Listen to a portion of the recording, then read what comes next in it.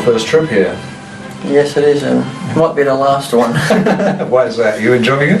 No, it's not too bad. It's just that it's so tiring, with the. I'm so used to just doing shows back home where you sort of go do the show and then the next day you sort of go home and relax. But now it's sort of, there's the fourth show in a row, and things happen in between where planes get cancelled, so we're at the airport for 9 hours, and then. Where was that? It's coming from Spain. Yeah. So at Budapest airport, we got stuck there, and so the show was meant to start at 10:30. We got on stage at. It was meant to start at 7. We got on stage at 10:30, and we're still on stage at almost 12:30 in the morning. So that was at Budapest. Then we had to get up at 4 o'clock in the morning. So stuff like that. The last couple of days, you only get like 2-3 hours sleep at the most, and with the trying to diet, then the travelling, and all the other stuff that comes with contest preparation, it's sort of the shape slowly starts going. Well, this was your first Olympia, wasn't it? Yes, it was. And you did brilliantly for a first Olympia, right? Yeah, people, saying was I upset, because everyone said I should have placed at the third at the lowest, beating Sean, but to me, I just set my sights on getting in the top 10 to qualify for next year, so making the top 6 was just like an extra bonus, so I was happy with it. Absolutely brilliant. And what about the Grand Prix so far?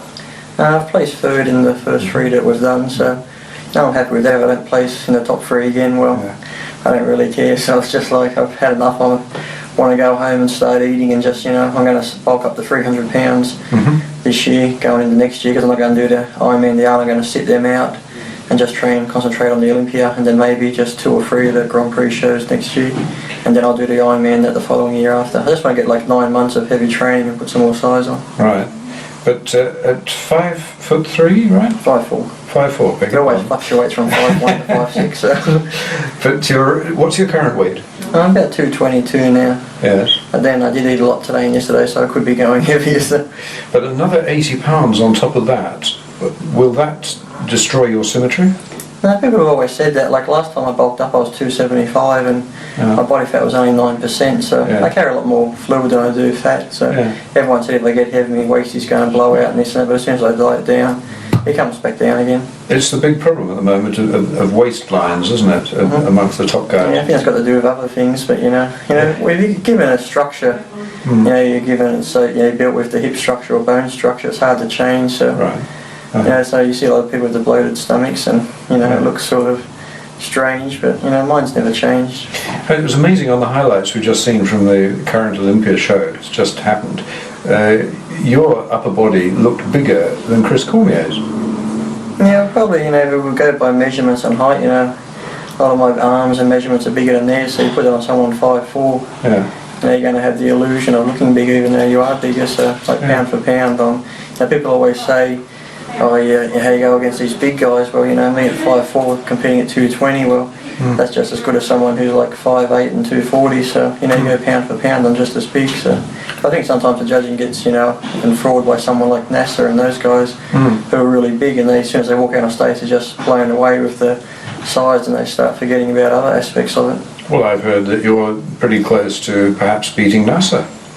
Yeah, sort of, it comes down to, not to say politics, but when someone places high in the Olympia, it's going to be hard to beat them all the time. It's just like dethroning a Mr. Olympia. He has to be really out of shape before someone's going to beat him, because it's going to, just beat Mr. Olympia a couple of points ahead. And then we have different things like where it says at the athletes' meeting, if your stomach sticks out, you're going to be deducted 1 point. Right. There's a few stomachs sticking out, but when you see the score sheet, no points are deducted. So. Lee, is there anything in the judging at the moment which is a problem for everybody? Yeah, well, at the last meeting at the Olympia, when they were talking about, the stomach sticking out, they were going to deduct points for that. Wayne told us, if anyone's stomach sticks out, you'll be deducted straight away. But yet, look at the score sheet, Dorian's got perfect score, and yet everyone commented on how bad his stomach was, and there's a few other stomachs up there that stuck out, and no points were taken off. So, if they're going to make these rules, they should enforce them. Sure.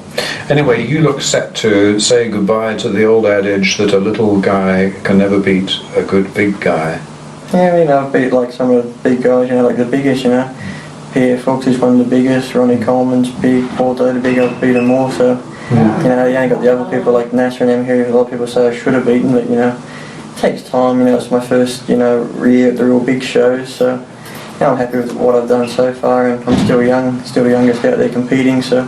Exactly, how old are you? 25. Right, so your road to the Olympia has been a comparatively short one. Yeah, the first Olympia, so... Tell us a bit about it. I mean, what have you done before? Well, I started training at 13. My grandfather got me started, and then won my first 3 contests at 13, and 14 I done a men's open and placed third. 15 I just won like the local state titles and stuff like that. And 16 I just took the year off. 17 I won the state titles, won the Mr. Australia overall. My mother and I won the couples because she started training and competing. And at 18, 19 I won the Australian titles again, and then finally when I turned 20 I turned professional, but I won heaps of other titles in between all them, to name them all, but and then just training with different people along the way. I trained with Andy Cunningham all the time, who's another professional now, and who's going to get over here one day, but always gets injured or something happens. But training with him was really good. But we've got to the point where, of course, we're both so headstrong and train that heavy. 2 or 3 months would burn each other out, so we'd have to have a break from each other training and then go back on again and really hit it heavy. It's the best way to train hard and heavy and have someone with the same sort of passion and drive, so it really pushes you hard. You must have terrific passion and drive, because presumably at the age of 13 you didn't see yourself as a professional bodybuilder earning money at it? No, at the age of 13 I just started lifting weights. I liked it, and it's one of those things where I sort of figured, I'd like to look freaky. I never thought about competing.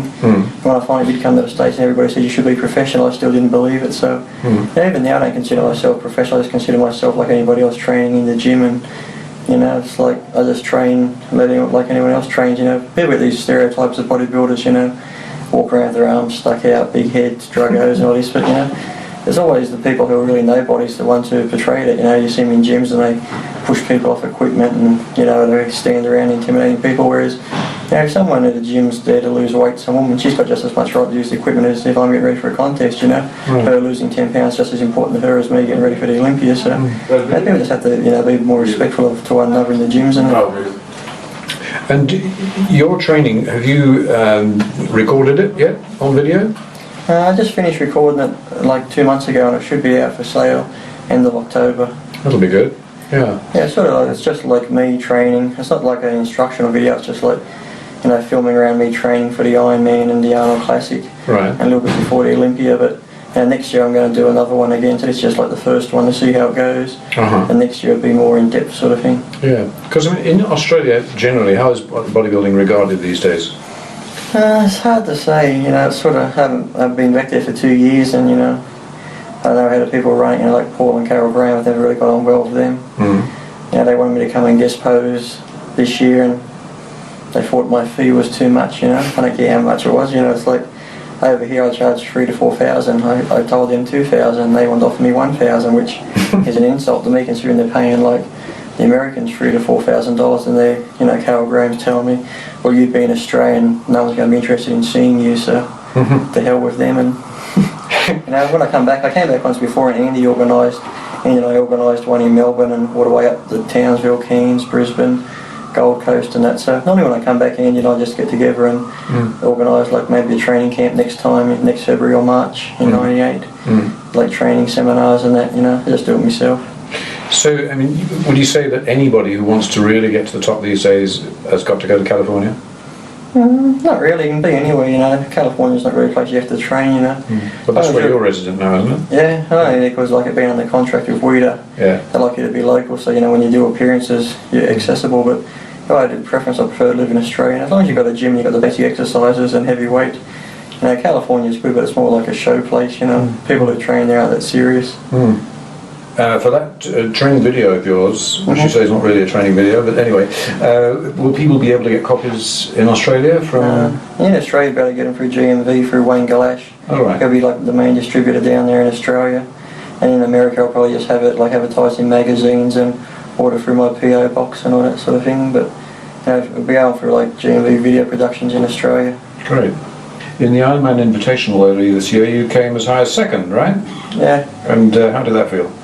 Yeah, it was good. I never expected. I'm just happy to get in the top 5 of any show, because to me, as long as I go in the show looking the best I can look, well, that's all you can do, and it's up to the judging then. So, everyone I spoke to said I should have won it, but if I don't complain, I'm happy with second. And it's just like a personal thing. I know I look better, so I don't need to win the show to make yourself feel good. You're someone like Tom Platz. Never really won a pro show, but he's always the crowd favourite. People like him, so it's not always the winners who make the money, and the crowd favourite. So as long as I can do my best in shows, well, that's all I'm happy about. I always get people saying you must be pissed off, you must be upset, but I'm not like that. I never have been that way. As long as I can come in my best and know that I didn't get second because I look bad, then that's all I can do. Well, let's hope your very good attitude towards the sport will stand you in good stead, and we wish you all the very, very best for the future, and may you go really right to the top. Thank you. Front double bicep.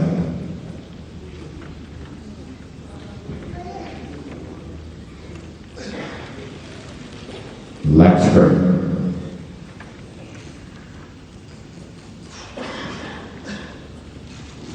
Side chest.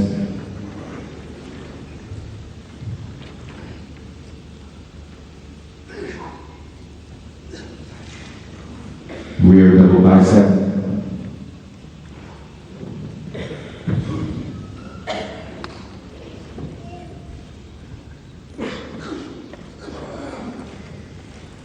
Leg spread.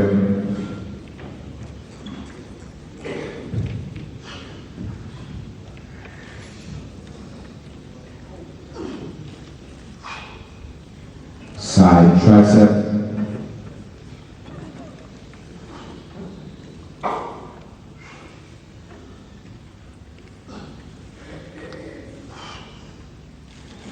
Abdominal and thigh.